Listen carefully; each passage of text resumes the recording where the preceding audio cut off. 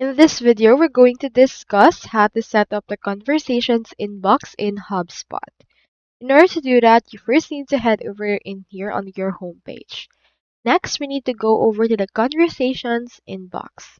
So you can find conversations right here directly, or you can also click on this search and then search right here for inbox. After that, you can see it under the apps. Click on this right here in order to navigate to it. After that, you can see all the live message that you have so far. So just wait for this to actually load.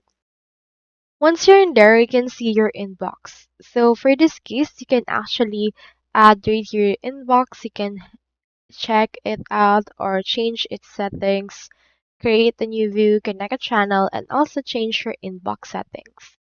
So for this case, you can just create a new inbox or click onto this inbox settings right here. After that, you can see it right here. You can connect a channel, so it will be connected on the web and mobile. And you can also enable collaboration integration. So that's all there is today. And if you haven't signed up for HubSpot yet, make sure to use your affiliate links given in the video description. Thanks for watching, and I will see you in my next video.